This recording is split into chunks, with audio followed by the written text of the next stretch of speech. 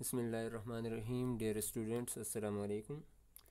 بیٹا آج ہم 9th class میں نیا چیپٹر جو ہے وہ اسٹارٹ کر رہے ہیں۔ انسٹرکشن آپ کو روزانہ دی جاتی ہیں۔ آبجیکٹیو انڈر لائن کرنے کو کہا جاتا ہے، مشکل الفاظ انڈر لائن کرنے کو پھر اس کے بعد لکھنے کو کہا جاتا ہے۔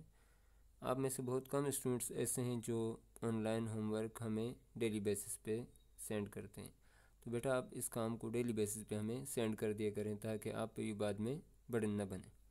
تو آئیں بیٹا آج کے سبق کی طرف چلتے ہیں۔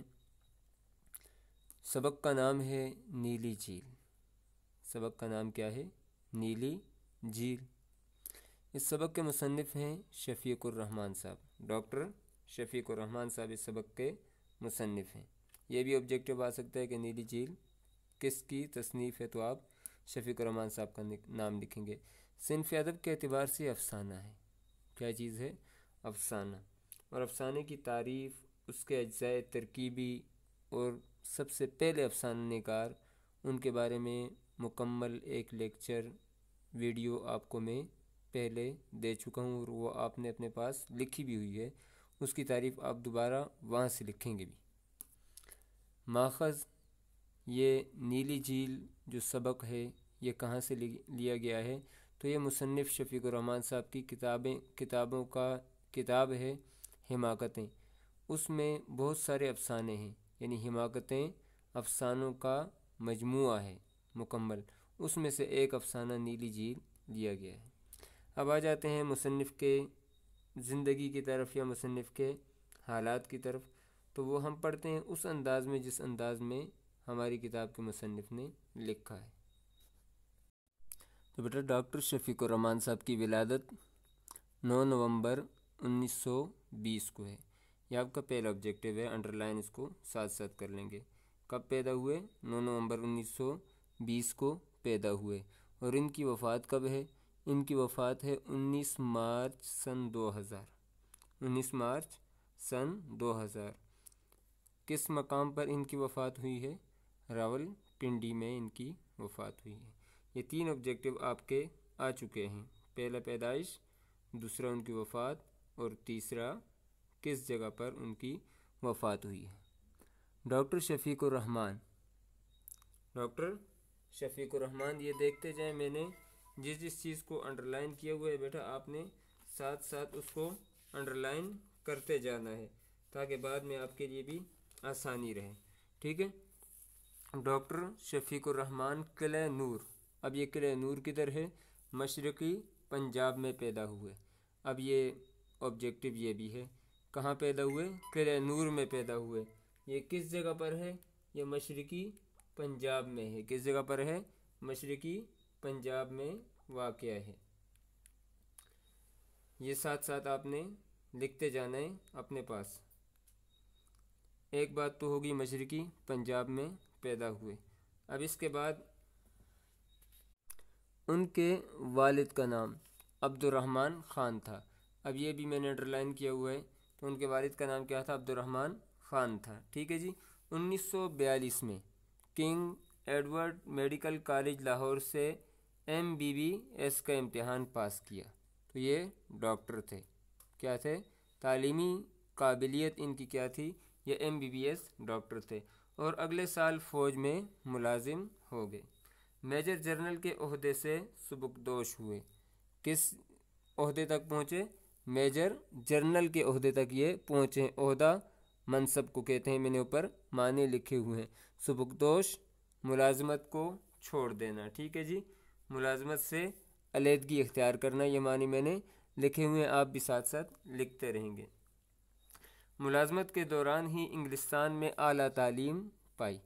اب فوج میں ملازمت کے دوران انہوں نے انگلستان جا کر اپنی تعلیم آگے جو پروفیشنل ڈگری ہے یا اسپیشلائزیشن ہے انہوں نے آگے تعلیم حاصل کی۔ ان کے افسانوں کا پہلا مجموعہ کرنیں۔ اب یہ بھی آبجیکٹیو ہے کہ ڈاکٹر شفیق الرحمان صاحب کے افسانوں کا پہلا مجموعہ کون سا ہے؟ تو یہ کرنیں ہیں، ٹھیک ہے۔ کرنیں کے نام سے 1942 میں شائع ہوا، اور یہ بھی آبجیکٹیو ہے، کرنیں کب شائع ہوا؟ 1942 میں شائع ہوا، چھپا، پبلش ہوا، ٹھیک ہے۔ دیگر مجموعوں میں۔ اس کے علاوہ ان کی کتابیں کون کون سی ہیں، یہ بھی سارے کے سارے آبجیکٹیو آ سکتے ہیں، یعنی شگوفے کس کی کتاب ہے، یا لہریں کس کی کتاب ہے، یا مد و جزر کس کی کتاب ہے، پرواز، حماقتیں، مزید حماقتیں، دجلہ اور انسانی تماشا شامل ہیں۔ یہ ساری کی ساری ڈاکٹر شفیق الرحمن صاحب کی کتابیں ہیں، اور میں نے ان کے اوپر لکھ بھی دیا ہے کہ کس کس سن میں آئی۔ شگوفے 1943 میں چھپی، مد و جزر جو ہے یہ 1946 میں چھپی، پرواز 1945 میں، حماقتیں 1947 میں، مزید حماقتیں، ٹھیک ہے، مزید حماقتیں ان کی کتابوں کے افسانوں کے مجموعوں کے نام ہے، 1948 میں، دجلہ 1980 میں شائع ہوئی، 1984 میں، ٹھیک ہے جی، 1984 میں اکادمی ادبیات پاکستان کے چیئرمین مقرر ہوئے۔ یہ ادیبوں کی ایک تنظیم ہے جس میں ادیب شامل ہوتے ہیں اور وہ ادب کی ترقی اور ترویج کے لیے کام کرتے ہیں، ٹھیک ہے۔ ڈاکٹر شفیق الرحمن کے افسانوں میں پیچیدگی مطلق نہیں ہوتی، پیچیدگی، مشکل، ٹھیک ہے جی، دشواری، پیچیدگی کس کو کہتے ہیں، مشکل یا دشواری کو کہتے ہیں، مطلقاً بالکل نہیں ہوتی۔ ان کے رومانی اور تفریحی دونوں طرح کے افسانوں میں بے ساختگی اور روانی پائی جاتی ہے۔ ان کے رومانی، رومانٹک، ٹھیک ہے جی، اور تفریحی، تفریح کا لفظ فرحت سے، خوشی سے نکلا ہے، ایسی تحریر جو پڑھنے سے انسان کو خوشی محسوس ہو۔ تفریحی دونوں طرح کے افسانوں میں بے ساختگی، ٹھیک ہے، ایک ہوتی ہے بناوٹی چیز اور ایک ہوتی ہے بے ساختہ کہہ دینا جس میں تصنع یا بناوٹ نہ ہو، اور روانی پائی جاتی ہے۔ ان کا افسانہ واقعات سے زیادہ کرداروں کے طرز طریقے کو کہتے ہیں، یعنی ان کے عمل سے نشو و نما پاتا ہے، نشو و نما کہتے ہیں پرورش کو۔ یہ ان کے افسانوں کی خصوصیات بیان کر رہے ہیں کہ ان کے افسانوں میں کردار جو ہیں، کیریکٹر جو ہیں، ان کا طرز عمل زیادہ بہتر ہوتا ہے واقعات سے، یعنی واقعہ سنانا اصل مقصد نہیں ہوتا بلکہ اس کے کیریکٹر جو ہیں وہ کیا کہنا چاہتے ہیں، اصل مقصد یہ ہوتا ہے، مقصدیت کی طرف ان کا دھیان زیادہ ہوتا ہے۔ شفیق الرحمن کی بہت نمایاں کہتے ہیں واضح کو، ٹھیک ہے جی، نمایاں خصوصیت ان کی ظرافت ہے، ظرافت مزاح کو کہتے ہیں۔ وہ اپنی تنزیہ، ٹھیک ہے جی، طنز اور مزاح میں فرق جو ہے وہ آپ کو پہلے بتا دیا گیا ہے، اور دوبارہ جب اس موضوع پر ہم آئیں گے تو آپ کو دوبارہ ہی بتا دیا جائے گا۔ طنزیہ اور مزاحیہ تحریروں کی وجہ سے ادبی دنیا میں بہت بلند مقام رکھتے ہیں، مقام مرتبے کو کہتے ہیں، مقام کس کو کہتے ہیں، مرتبے کو، ان کا سٹیٹس جو ہے وہ ادبی دنیا میں بہت بلند ہے۔ ان کا مشاہدہ پریکٹیکل، ٹھیک ہے جی، وسیع کہتے ہیں کشادہ، یہاں پر ان کا پریکٹیکل بہت زیادہ ہے، یہاں مشاہدے کو ہم تجربہ کہتے ہیں، مشاہدے کو کیا کہیں گے، تجربہ بہت زیادہ ہے۔ تحریر سادہ اور دل نشیں ہے، دل کو بھانے والی ہے۔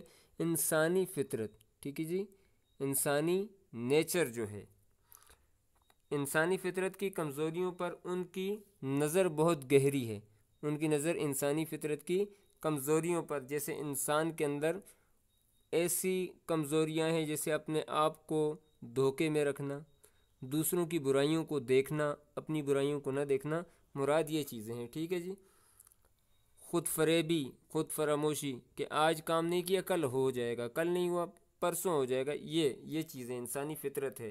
اسی وجہ سے وہ مزاح کا کوئی پہلو تلاش کر لیتے ہیں، کوئی پہلو، گوشہ، ٹھیک ہے، اور اسے اس طرح تحریر میں لاتے ہیں کہ پڑھنے والا ان حقائق کو تسلیم کرنے پر مجبور ہوتا ہے۔ حقیقت کی جمع، یعنی ان حقیقتوں کو تسلیم کرنے پر مجبور ہوتا ہے۔ ان کی تحریر جو وہ لکھتے ہیں کیا ہوتی ہے، خندہ زیر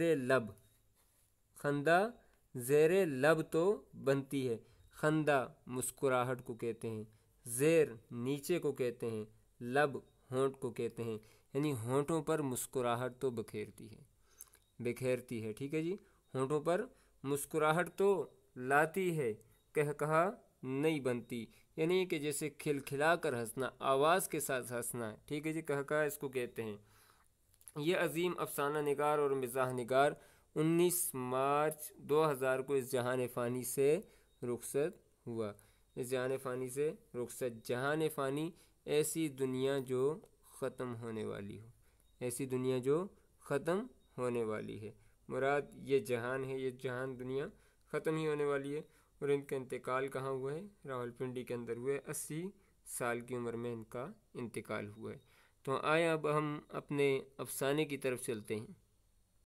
तो बेटा आज का जो हमारा अफसाना है नीली झील, सिंफ अदब के अतबार से ये सबक अफसाना है। अफसाने की तारीफ़ आपको पहले बता दी गई है। अब नीली झील नाम से एक झील हमारी आंखों के सामने आ जाती है जिसमें पानी नीले कलर का होगा, यही जहन में आता है। लेकिन हकीकत में इससे मुराद वो झील नहीं है जो हकीकतन आंखों के सामने नज़र आती है। ये एक तमसीली अफसाना है। ये मिसाल दी गई है नीली झील से। नीली झील देखने में बहुत ज़्यादा खूबसूरत नज़र आती है। किसी के सामने आप उसका तज़किरा करें तो सुनने वाला दिलचस्पी के साथ और दिलजमी के साथ उसको सुनता है कि इतनी खूबसूरत झील होगी, नीले कलर का उसमें पानी होगा, साइडों पर फूल बेल बूटे होंगे और बागीचा वगैरह होगा। तो ये सारी बातें जहन के अंदर आती हैं। तो ये तमसील है इंसान के ख़यालात को, वो बातें जो इंसान सोचता है कि भाई ज़िंदगी बहुत ज़्यादा खूबसूरत है, मैं कुछ करूँ ना करूँ, जो कुछ मुझे मिलना है वो मिलता रहेगा। चलो ये थोड़ा सा मुश्किल काम आ चुका है, इसको मैं छोड़ देता हूँ। ज़िंदगी में ये मुश्किलात हैं, पेचीदगियाँ हैं, ये मैं छोड़ देता हूँ। और ख़यालात में ये सोचता रहता है कि मैं ये काम करूँ ना करूँ, मैं ये अपनी उलझनों को दूर करूँ ना करूँ, मैं ज़िंदगी खुशहाल तरीके से गुजार सकता हूँ। इन्हीं ख़यालात को तमसीली तौर पर नीली झील से तशबीह दी है मुसन्निफ़ ने। तो आ जाएँ अब हम चलते हैं अपने सबक की तरफ कि सबक में मुसन्निफ़ ने किस अंदाज़ में नीली झील को हमारे सामने पेश किया है। तो अफसाने के अंदर आपको मैंने बताया था कि चंद कैरेक्टर्स भी होते हैं। तो अफसाना शुरू होता है, ये उन दिनों का ज़िक्र है, तज़किरा है या उन दिनों की बात है या उन दिनों का वाक़या है जब रूफ़ी के दांत पर बिजली गिरी। पहला कैरेक्टर है इस अफसाने का रूफ़ी। ठीक है, ये एक लड़के का नाम है। दांत पर बिजली गिरी। अब किसी के दांत पर बिजली गिर सकती है, ये मुहावरतन कहा जा रहा है, दांत पर बिजली नहीं गिरी। अब असल हकीकत क्या थी, वो हकीकत वो आपको बता रहे हैं। रूफ़ी बिजली से बहुत डरते थे। जैसे अक्सर बच्चे जब आसमान पर बिजली चमकती है, कूदती है और बादल गड़कते हैं तो उस वक्त बच्चे डरते हैं। कहते हैं रूफ़ी बिजली से बहुत डरते थे, जब बादल आते तो बिस्तरों में छुपते फिरते। सब कहते कि अगर बिजली को गिरना है तो ज़रूर गिरेगी। रूफ़ी जवाब देते, बेशक गिरे, लेकिन इस तरह कम से कम उसे मुझको ढूंढना तो पड़ेगा। थोड़ी तकलीफ़ तो बिजली को होगी कि वो मुझे ढूंढेगी। हुआ यूं, अब दांत पर बिजली कैसे गिरी थी वो रीज़न बता रहे हैं। हुआ यूं कि बारिश अभी अभी थमी थी। थमी मैंने अंडरलाइन किया है, इसके माने ये लिखें रुकी थी। थमी थी, अभी अभी रुकी थी। रूफ़ी सोफ़े के पीछे से निकल कर दबे पाँव का मतलब है खामोशी से। आप बैठे होते हैं, कोई दबे पाँव पीछे से आ जाता है और आपको कोई आवाज़ निकाल कर डरा देता है, तो कहते हैं खामोशी से आ जाना। अब रूफ़ी मियाँ भी डरते थे। बारिश लगी हुई थी, बिजली चमक रही थी, तो ये सोफ़े के पीछे बैठे हुए थे। अब ये समझे कि बिजली अब नहीं कड़केगी और बारिश थम चुकी है। हाँ, सोफ़े के पीछे से निकलकर दबे पाँव बरामदे तक गए, ये देखने के बादल छट गए या नहीं। बादल छट गए, बादल साफ़ हो गए। छट गए का मतलब क्या है, साफ़ हो गए कि नहीं। اتنے میں زور سے بجلی کوندی. بجلی کوندی، کوندی کے مطلب آپ کے سامنے لکھا ہے معنی چمکی. تو پھر کیا ہوا؟ اور ایک عظیم الشان دھماکہ ہوا. کیسا دھماکہ ہوا؟ عظیم الشان، عظیم، بڑا. ٹھیک ہے جی، بہت بڑا دھماکہ ہوا جب وہ ہوش میں آئے. اب ڈر کی وجہ سے روفی میاں گر گئے اور بے ہوش ہو گئے. جب وہ ہوش میں آئے تو ان کا ایک دانت ہل رہا تھا. اب جب وہ گرے ہیں تو شاید صوفے سے یا کسی اور چیز سے ان کا منہ ٹکرایا، جس کی وجہ سے ان کا دانت ہلنے لگ گیا. انہوں نے آئینہ دیکھا. اب شیشہ جا کر دیکھا تو دانت کا کچھ حصہ سیاہ نظر آیا. اب یہ بھی ٹافیوں کی کارستانی تھی یا کوئی ایسی میٹھی چیز کھا لی تھی جس کی وجہ سے ان کا دانت خراب ہو گیا تھا. اب ان کے دانت کا کچھ حصہ سیاہ نظر آیا. سیاہ کالے کو کہتے ہیں. ٹھیک ہے جی. اگلے روز آس پاس مشہور ہو گیا کہ رات روفی میاں کے دانت پر بجلی گری ہے. جیسے بچے کو تنگ کرنے کے لیے اس کی چھیڑ بنا دیتے ہیں، ویسے ہی ان کی بھی چھیڑ بنا دی کہ اس کے دانت پر بجلی گری ہے، جس کی وجہ سے دانت کیا ہو گیا ہے؟ کالا ہو گیا. 2 دن تک بستر پر پڑے رہے. اب یہ 2 دن تک ڈر کی وجہ سے بستر پر پڑے رہے. لیکن اس طرح ہم اپنے آنے والے سیمائی امتحان سے نہ بچ سکے. سے فارسی زبان کا لفظ ہے، 3 کو کہتے ہیں. جیسے آپ کا فرسٹ ٹرم ہوتا ہے 3 مہینوں کے بعد، پھر اس کے بعد جو اگلا امتحان ہوتا ہے اس کو ششمائی کہتے ہیں، 6 مہینے بعد والا امتحان. تو مراد یہ کہ سے 3 کو کہتے ہیں. 3 مہینے بعد جو امتحان ہوتا ہے، جو فرسٹ ٹرم ہوتا ہے، کہتے ہیں اس سے نہ بچ سکے. اس کم بخت امتحان نے ہماری نیند اڑا رکھی تھی. اب کم بخت کے معنی کیا ہیں؟ نامراد امتحان نے ہماری نیند اڑا رکھی تھی. ماسٹر صاحب نے ہمارے ساتھ خاص رعایت کی. آسانی، رعایت کس کو کہتے ہیں؟ آسانی کی. اور ازراہ کرم امتحان چند دنوں کے لیے ملتوی کر دیا.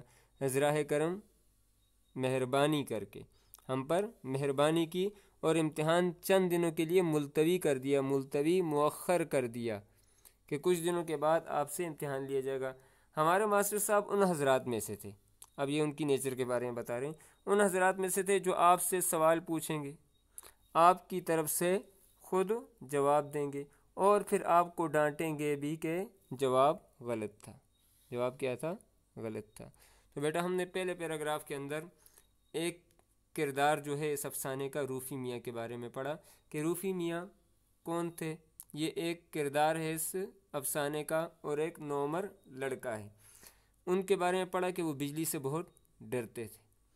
ایک دن بارش تھمی، وہ صوفے کے پیچھے سے نکل کر باہر آئے اور اچانک زور سے بجلی چمکی، جس کی وجہ سے وہ گر گئے. اور جب وہ ہوش میں آئے تو ان کا ایک دانت ہل رہا تھا.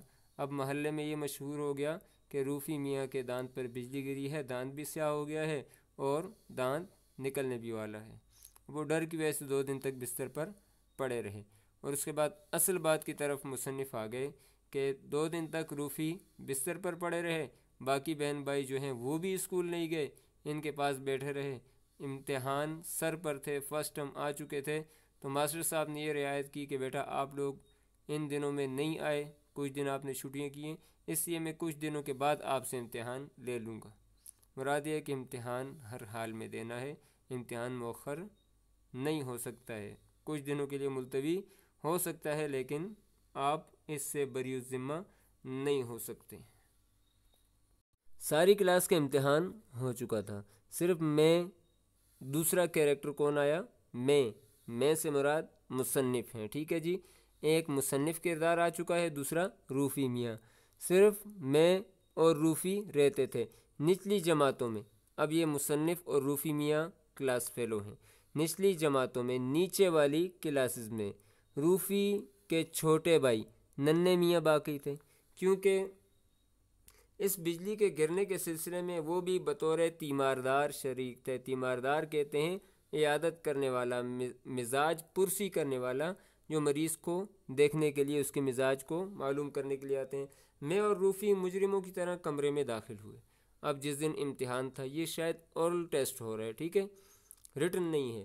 کمرے میں داخل ہوئے، ماسٹر صاحب نے ہمیں بتایا کہ وہ ہمارا فقط زبانی امتحان لیں گے، فقط صرف، ٹھیک ہے جی۔